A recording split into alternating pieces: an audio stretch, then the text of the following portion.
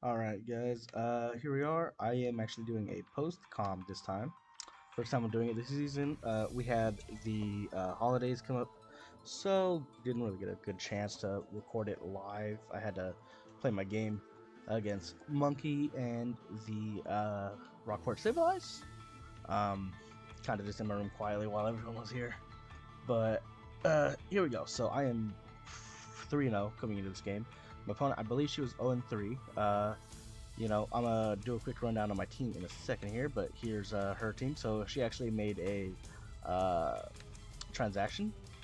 So here you go. You see the Nido Queen. It's actually Shadow actually made updated slides, or he offered to, and I just took her slide that I had and threw a Nido Queen over to the Indeedee that she dropped. So she dropped an Indeedee, added a Nido Queen, and you'll see how I kind of like made my team based around that. And then I made a transaction. I made a trade. Now I loved Xatu. Xatu was a good member of this team, but we felt the possibility of adding Articuno was just too good to pass up. So here we go. We have the Articuno. Don't mind the Articuno looking over the Xatu image. I did not ask for one, and I couldn't find a good Articuno image to cover it up. So the spirit of Xatu will live on inside of the Articuno for some time. But yeah, let's get into having a technical difficulty. There we go.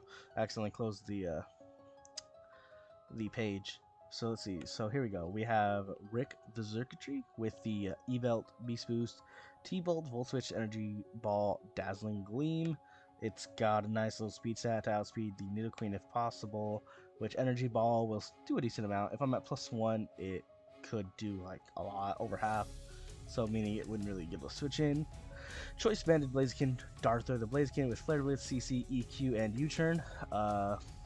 Flare Blitz doesn't do a lot to the Gastrodon, but if he goes into the Gastrodon on the CC or an EQ, it'll do a good chunk, and that's kind of what I would like to happen. Pouring onto the Hawaiian Shaman. I just put Age Shaman because I didn't know if Hawaiian Shaman was going to be too long. So Shadow Ball for the Spectre. Recover, Teleport, and you'll see in a second why that, and try attack Spadef. So teleport, so we can teleport into, say, the Clefable, because it has Life Orb, Magic Guard, Moonblast, Soft Boiled, Ice Beam, and Magical Leaf for the Gastrodon.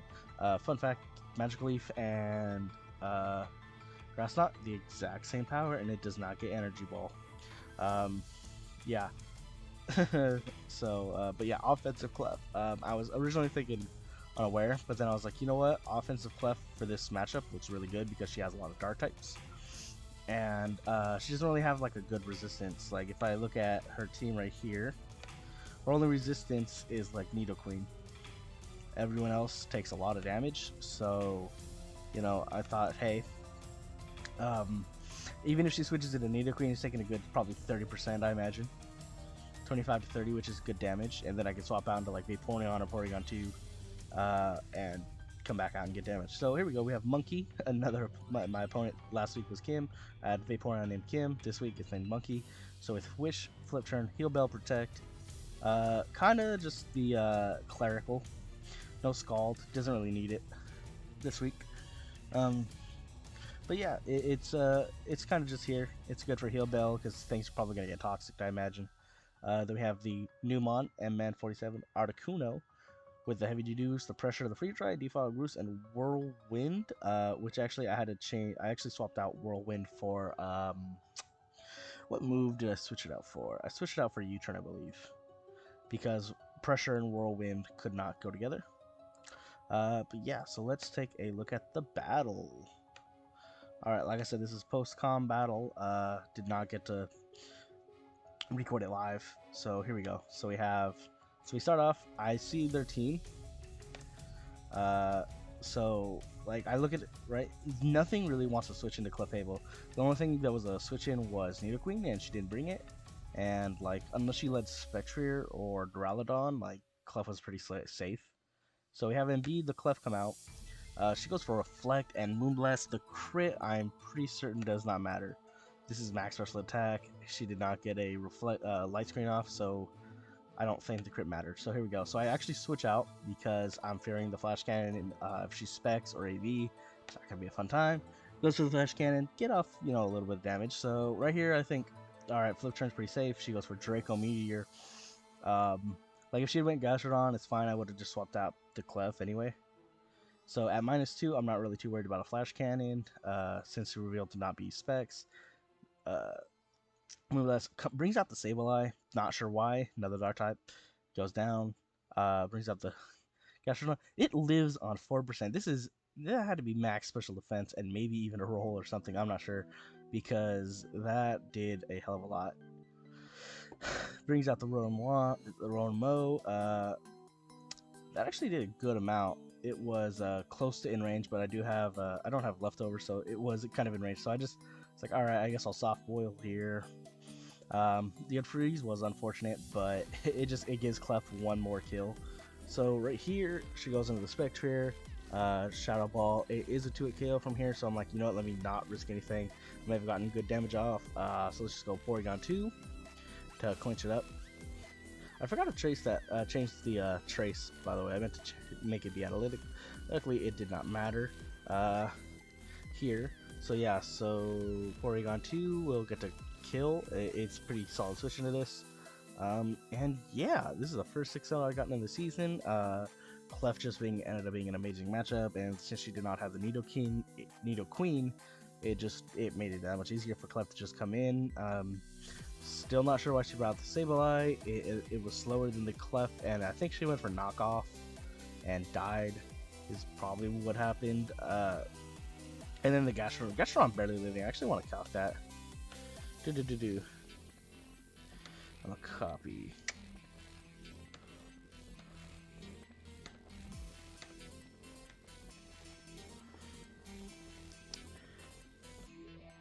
Gastrodon.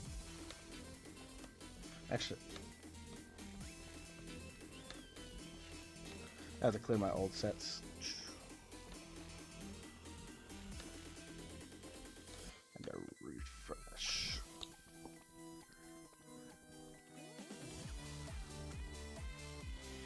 So this is probably just one of my faster videos, just because everything is post-com and it was a fast game.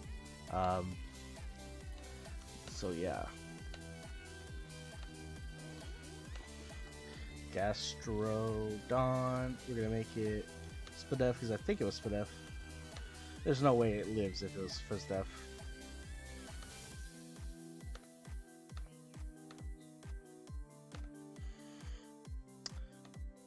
Oh wow, I guess it had to be a fizz def. Really? Well, I guess it's kind of like hidden power.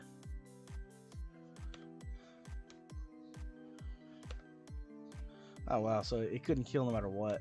She would have had to be even at 0. Magic Leaf still couldn't kill, so she would have had to be minus Spadef Nature for whatever reason in order to have a chance to kill. That's funny, I didn't even know about that. Then let's just take a look at the, what was he called? Grimmsnarl. Dual screens. Yeah, Moonblast killed. Let's say she was max defense, max HP. Just throw that there. If she was max HP, max Spadef, I could not kill. And if she was just max defense, max HP, or max attack, catch HP, basically she had to be heavily Spadef to live. Okay, yeah, so that was funny. But yeah, unfortunately, the Blaziken and the Xurkitree did not get to see the field this week. Honestly, they've been my MVP so far this season. I like Latios, but it just hasn't had the perfect opportunities yet to come out and just click buttons. I probably should have made it Specs week 2. That would have certainly helped. But yeah, this game was just Clef's game. You know, it's just the one where it balled out. Embiid came in and you know, he kept making the threes. And yeah, so I think I went through every single member who has been in the league so far this season. So I'm actually just gonna, not saying I'm gonna keep these 6 mods, but I'm gonna keep the nicknames and roll them over the next week.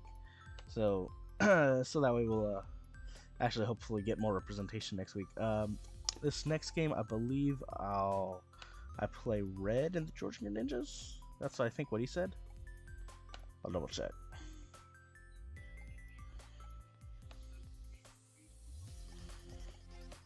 I'm not going to show an image on screen. I'll just let you know. So week 5, the Fresno Firebirds will take on the Georgia Greninjas and red. And I believe he has a losing record right now. I can actually look and see all of my opponents, their records. I'm also just not going to show that on screen. I'll just give a update. So my first opponent, Nick in the oh, wrong sheet. That is week 1's. This is week 2. Here we go. Week 3 playoff standings, and actually,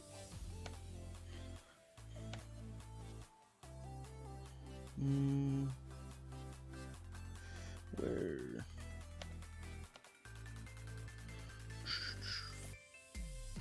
Let's see. I can't figure out how to set it to Discord. Oh well, it's fine. I'll just throw an image on screen or something. So take a screenshot. And so we have our first opponent was, where's he at? Nick. He is 2-1 going into this week. Our second opponent was M-Man. He is currently 0-3. Then we had Kim, also 0-3. Then we had Monkey, also 0-3. So I've had 3. Mind you, the game against M-Man, that one was a lot closer than being 4-0 for sure, because my team was kind of like beaten down. And then Kim's was just, she was very susceptible to Volturn.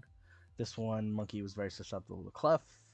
So that's kind of how those went. And then I have Red next week, another opponent who has a losing record. So I guess my team may be 4-0 with a plus 18 differential.